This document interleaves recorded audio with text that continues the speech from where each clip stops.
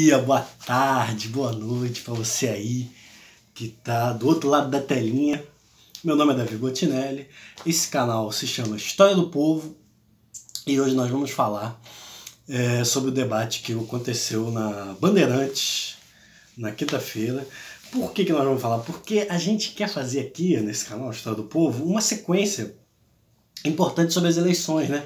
Já falei sobre o Freixo e agora eu queria destrinchar com vocês quais são os caminhos dessas candidaturas, porque são várias candidaturas, eu até anotei ali o nome, porque tanto nome que eu não... são mais de 10 candidatos, né? E às vezes parece que a pessoa ela é de uma filiação político-ideológica, de acordo com o partido dela, mas a atuação política dela ao longo da campanha é completamente outra, completamente diferente. Ainda mais no Rio de Janeiro, onde... como é que eu posso dizer? As pessoas não seguem muito as lógicas, né? Por exemplo, o PSDB no Rio de Janeiro, ele fecha com o PSOL na Câmara de Deputados. Então tem essas esquizofrenias. Bom, então para a gente entender, eu vou começar pelos principais, né? E depois a gente fala da galera que é mais, né, do entretenimento, né, digamos assim.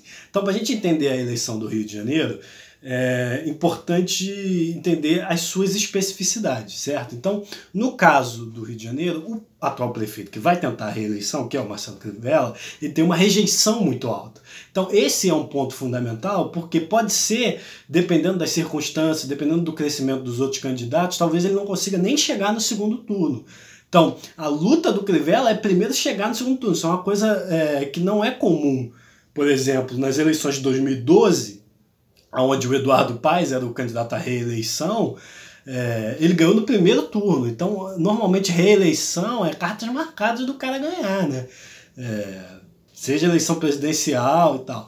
Nesse caso, não, por causa da alta rejeição dele. Então, o Crivella, a gente pode fazer um paralelo com a eleição de 2016 em São Paulo, porque o Fernando Haddad também era um prefeito muito mal avaliado e ele não conseguiu nem ir para o segundo turno. Houve uma avalanche ali de crescimento do João Dória e ele ganhou já no primeiro turno, certo? Então, o primeiro ponto é esse, rejeição do Crivella muito alta. Qual é a atuação política do Crivella? O Crivella, ele sempre foi um cara do eleitorado de nicho, ou seja, ele é o cara que era cantor gospel, então ele tem um eleitorado evangélico muito forte, uma associação com a igreja evangélica, né, do Bispo Macedo, então ele sempre foi esse eleitor. Do ponto de vista político-ideológico, ele varia de acordo com as circunstâncias. Então o Crivella apoiou o PT durante muito tempo. Eu até brinco, sempre falo o discurso do Crivella, tem um discurso do Crivella no Senado de 2006 associando o evangelho ao comunismo. O Crivella, pois é. Ele foi ministro da pesca da Dilma, só que, como todo bom oportunista, né, quando o PT entrou em debacle, ele se afastou. E aí, a atuação dele política nessas eleições é de aproximação com a extrema-direita, porque ele quer ser o representante dos votos do Bolsonaro, daquela ideologia que o Bolsonaro carrega em si. Ele quer ser o porta-voz no Rio de Janeiro. Então o Crivella, por exemplo, no debate, ele fez uma pergunta para a candidata do PSOL, que nós vamos falar mais adiante, sobre ideologia de gênero, se ela é a favor da ideologia de gênero, que é uma coisa assim muito característica, né, desse eleitorado bolsonarista. Então a estratégia dele que vai se desenvolver ao longo dessa campanha curta é se apegar aos votos do Bolsonaro, porque como ele tem uma rejeição muito alta, ele precisa desse apoio político para tentar mudar essa situação, chegar no segundo turno e eventualmente vencer a eleição que ele quer, né? Bom, no caso do Eduardo Paes, que é o outro concorrente mais importante, porque está em primeiro lugar nas pesquisas, já foi prefeito, teve uma prefeitura muito mais bem avaliada do que a do Crivella, então ele é um candidato muito forte nessa eleição. O Eduardo Paes é cria do César Maia na política. O César Maia surgiu mais ou menos no início dos anos 90, né, vinculado ao César Maia, porque o César Maia foi prefeito do Rio de Janeiro em 1992, ele foi eleito pela primeira vez, inclusive derrotando a Benedita, já vamos chegar nela também. Você vê que isso tudo carta marcada no Rio de Janeiro. Então o César Maia era prefeito do Rio, e aí o Eduardo Paes cresceu ali como afiliado político do César Maia, né? foi subprefeito e tal, e aí foi construindo a sua própria carreira política. Você vê que o Eduardo Paes passou por 6, 7 partidos, também não é um cara assim de uma coerência ideológica muito grande. Ele é um centrão, centro-direita, né? Mais ou menos, o Eduardo Paes. Tanto é que rompeu com o César Maia ainda na virada dos anos 90 para os anos 2000, foi candidato a governador em 2006 pelo PSDB e, não indo para o segundo turno, apoiou o Cabral no segundo turno. E aí, a partir desse apoio ao Cabral no segundo turno de 2006, aí nasceu uma amizade assim, os caras eram, aí devem ser até hoje, né, nos bastidores, né, amigão, assim, pô, abraçado e os caralho. Aí ele cresceu politicamente com o apoio do Cabral, que foi eleito governador em 2006, aí ele, com o apoio do Cabral, conseguiu ser eleito prefeito em 2008, numa disputa assim, acerradíssima com o Gabeira, mas que ele conseguiu ganhar. E aí, naquele momento, o Eduardo Paes também de centro, com apoio do Cabral e apoio do Lula. Naquele momento ele já tinha saído do PSDB, tinha ido para o PMDB, e aí o grande discurso dele na campanha de 2008 era isso. Agora, a Prefeitura do Rio não vai brigar com o governo do Estado, não vai brigar com o governo federal, porque vai ser todo mundo amigo e a gente vai conseguir trazer recursos para o Rio de Janeiro. Então, ele, com essa parceria com o Cabral e com o Lula, eles fizeram as obras para a Copa do Mundo, para as Olimpíadas, que era assim, o grande chamariz do Eduardo Paes, que assumiu em 2009 e ficou até 2016. O problema para o Eduardo Paes é que ele ficou assim, muito marcado de ser o cara do que eles chamam hoje em dia assim, de velha política, né, de fisiologismo, de ser amigo do Cabral, de ser amigo do Lula e tal. E isso manchou a imagem dele, a questão da Lava Jato, da corrupção. Então, quando ele veio tentar ser governador em 2018, ele perdeu para um fenômeno político que era o Wilson Witzel, né? Mas é um candidato muito forte. E aí qual é a atuação dele no debate, né, digamos assim? Ele fica o tempo todo querendo dizer assim, querendo que o eleitor sinta aquela coisa assim, que saudade do meu ex, né? Dizendo assim, bom, o governo do Crivella é muito ruim, o meu foi melhor, então o Crivella é ruim, mas o meu fazia isso, eu fazia aquilo, eu trazia investimento. E sempre querendo se descolar de qualquer imagem de Cabral, né? No caso Lula e Bolsonaro, ele nem entra nessa polarização, porque ele é macaco velho da política e entende que disputa municipal, isso, tendo ele já sido prefeito, então ele pode ter luz própria. Ele vai apresentar o que ele fez. Ele não vai ficar falando, porque o Bolsonaro me apoia, porque o Lula me apoia. Não. Ele vai mostrar o que ele já fez. Então essa é a estratégia do Eduardo Paes, que agora está no Democratas. Democratas que era PFL nos anos 90, quando ele surgiu. Então ele lá no início surgiu no PFL, como cria do César Maia, rodou por um monte de partido e agora voltou para o PFL, só que agora o PFL virou Democratas, né? Muda de nome, mas tudo a mesma coisa, né? Centro-direita e tal. A atuação política não mudou. E aí a gente entra no bloco das esquerdas, né? Por que o bloco das esquerdas é importante? Porque a esquerda no Rio de Janeiro tem muita força, isso é fundamental. E tinha uma candidatura certa, tinha uma candidatura que tinha uma chance gigantesca de ir para o segundo turno, que desistiu. Então, se você quiser saber mais sobre a desistência do Freixo, tem um vídeo nesse canal mesmo, História do Povo, vou botar o link aí na descrição. Mas o fato é que não tem Freixo, já era. E aí a esquerda se pulverizou em 3 candidaturas. Normal, a esquerda é desunida mesmo, no Rio de Janeiro então muito mais ainda. E aí sem o Freixo, o PSOL não fez aliança com o PT e lançou candidatura própria, que é a candidatura da Renata Souza, né, se eu não me engano, do PSOL. E é uma candidatura estilo PSOL mesmo. É uma mulher negra, periférica, e aí ela foca muito, né, durante o debate falou muito sobre isso, de defender a favela, de defender as pessoas negras, de falar do Vidas Negras Importam. Então, assim, todo esse debate assim, clássico da esquerda progressista tá ali, Renata Souza na veia.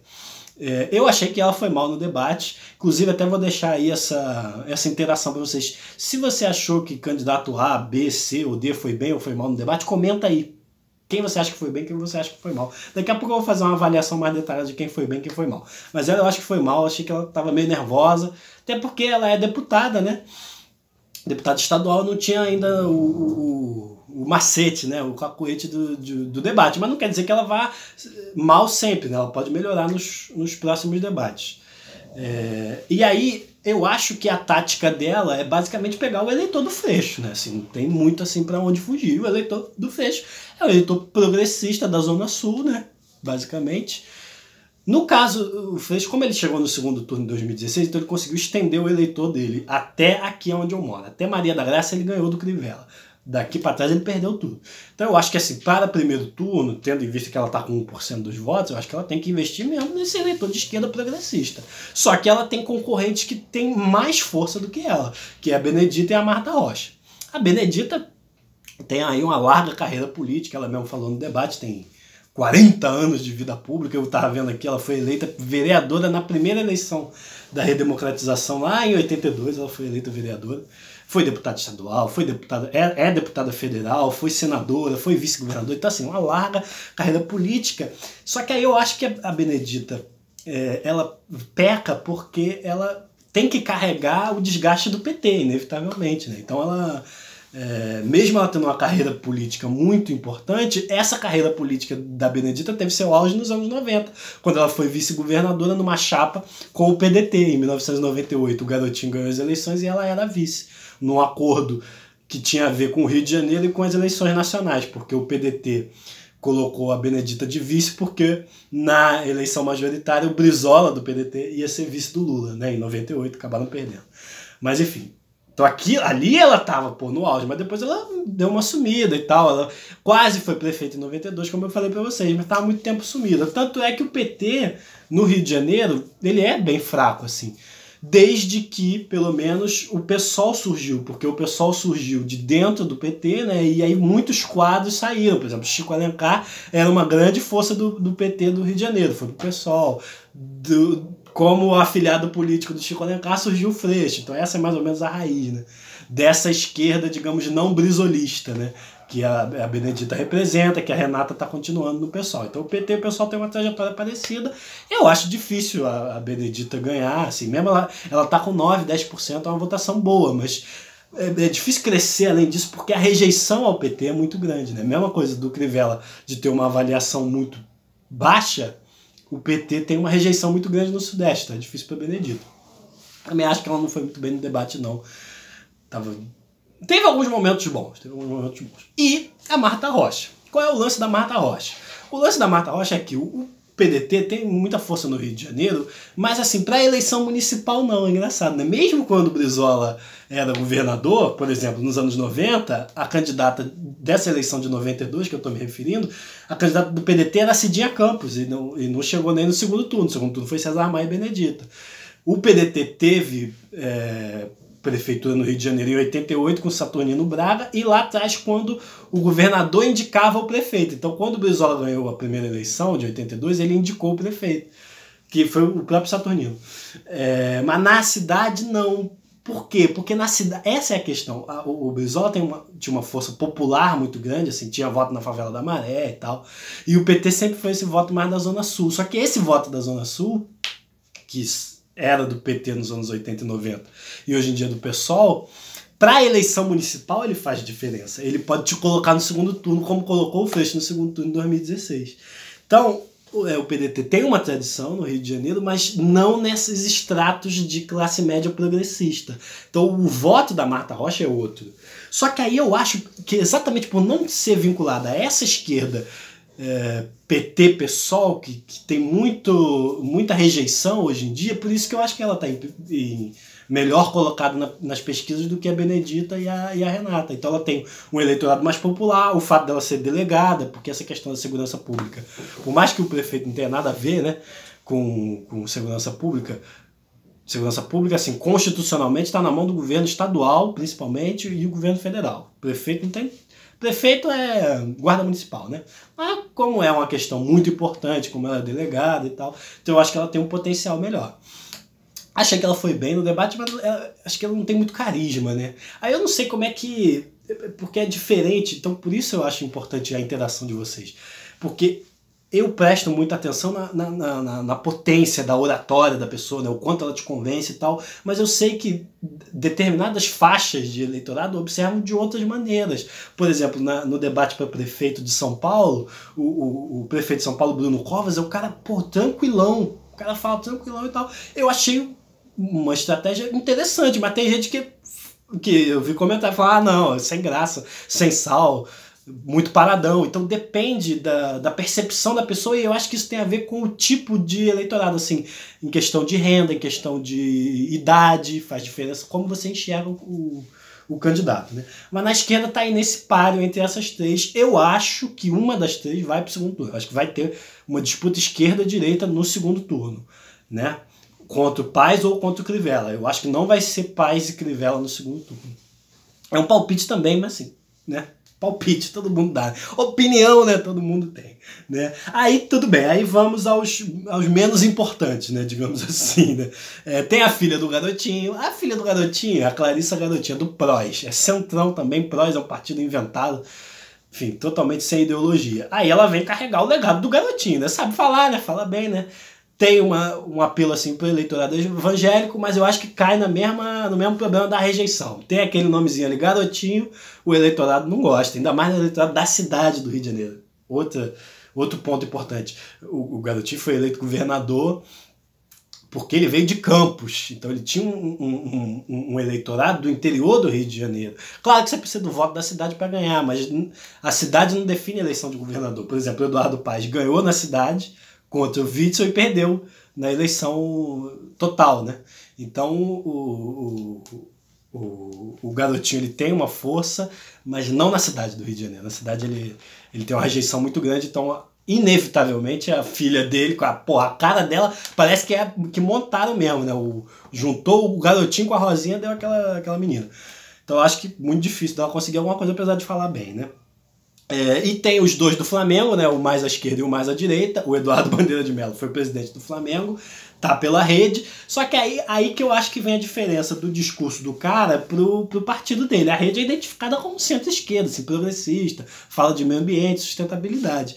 Agora, o Eduardo Bandeira de Mello não, é executivo do BNDES. O grande trunfo dele é falar do Flamengo, porque ele foi presidente do Flamengo e pagou a dívida e tal, né? Estamos aí na batalha. Mas o time ganhou uma Copa do Brasil só com o Eduardo Bandeira de Mello. Em termos de título, gestão financeira ok, mas título só a Copa do Brasil de 2013. E aí ele foi, claro, a estratégia dele vai ficar martelando Flamengo na nossa cabeça. E aí tinha um outro que eu nem lembrava que tinha sido executivo do Flamengo também, tinha participado da gestão e que veio pelo Novo. Como veio pelo Novo, vocês sabem como é que é, né? Tem que falar em privatizar, vou privatizar tudo e tal, tem que liberalismo e tal. Até nem falou muito do Flamengo, que é um camarada chamado Fred Luz. Só que eu achei que ele falou bem. Eu achei que ele tem uma boa oratória e falou bem. Então pode ser que ele ganhe alguma coisa. Agora, eu acho difícil, mesmo falando bem, porque como tem um monte de candidato, então parece que é tudo uma coisa muito parecida, né? Então essa galera, assim, digamos, o lado B, as subcelebridades do debate, por que eu votaria no Fred Luz e não no Bandeira de Mello, sabe? Por que eu votaria na Clarissa Garotinho e não na Glória? Porque também tem essa Glória. A Glória era a candidata do Witzel. O que ela apresentou ali? Que ela vai caminhar mais para a direita. É juíza federal e tal. Só que eu acho que o grande trunfo dessa Glória seria o Witzel, né? Levantar a candidatura dela, mas o Witzel já era, né? Babou. Então essa candidatura dela ficou assim, parece assim, muita gente no debate, né? Muita gente. E quem é que falta eu falar? Ah, sim, o outro sem sal pra caramba, Messina, do MDB. Eu achei engraçado o cara falando. Criticou o Eduardo Paes, esse Messina, criticou a gestão. Aí vai ver o partido do cara, MDB, que era o PMDB. Como é que o cara tá no partido mais fisiológico, mais corrupto, que se envolve em todos os escândalos pra falar que é o diferente, que ele é professor e tal. Então, assim, complicado, né? Como é que eu vou votar nesse cara? Então, também não gostei. E, por último, o cara que quer ser o bolsominion. Ele quer disputar com o Crivella o eleitorado do Bolsonaro, que é um cara chamado Luiz Lima.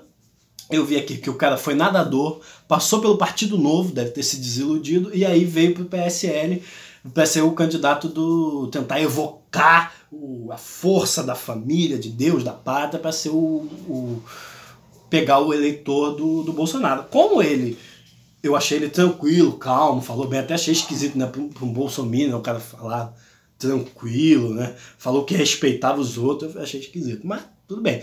Pode ser que ele cresça nas pesquisas por isso, e aí isso seria ruim para o Crivella, Porque aí ele certamente vai tirar uma parte do eleitorado do Crivella. Então pode acontecer, por exemplo, o que aconteceu em 2016. Se esse Luiz Lima cresce, ele impede talvez o Crivella de ir para o segundo turno. Então em 2016 o que aconteceu foi tiveram várias candidaturas com uma porcentagem bem razoável, que foi do Flávio Bolsonaro, do que era o candidato do Eduardo Paes, que batia em mulher, que eu esqueci o nome dele agora.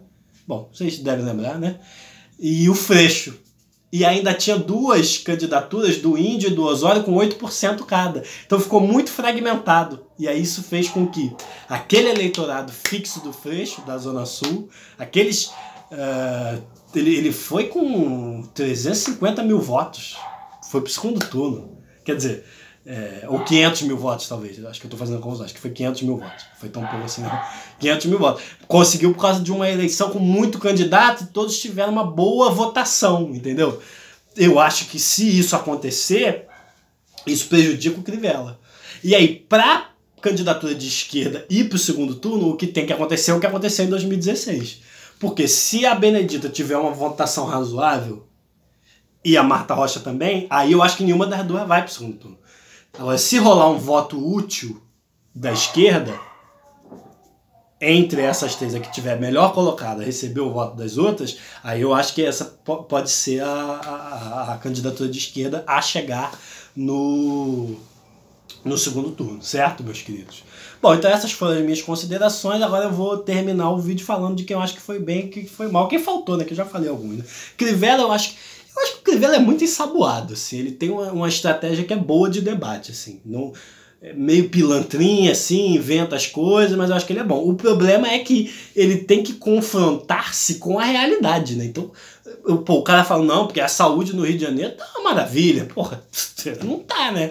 Ou depois ele meteu uma assim, não, o transporte não é bom, mas pelo menos é barato. Complicado. O Eduardo Paes, pra mim, o melhor do debate, assim, é o mais político, com um estilo de político, cacuete de político, sabe responder, sabe usar os números e tal. Então, pra mim, ele foi o melhor do debate. O Bandeira de Mello foi muito mal. Luiz Lima foi razoável. O Fred Luiz foi bom. A Marta Rocha foi bem também. Benedita, mais ou menos, acho que não muito bem. A pior pra mim foi a Renata. E os outros sem sal, né? A Glória também, pra mim, sem sal, e o Messina também. Bom, essas são as minhas considerações sobre o debate. Se você gostou desse vídeo, dê um joinha, se inscreva nesse canal e comenta aí o que você achou do debate. É isso. História do Povo. Até a próxima.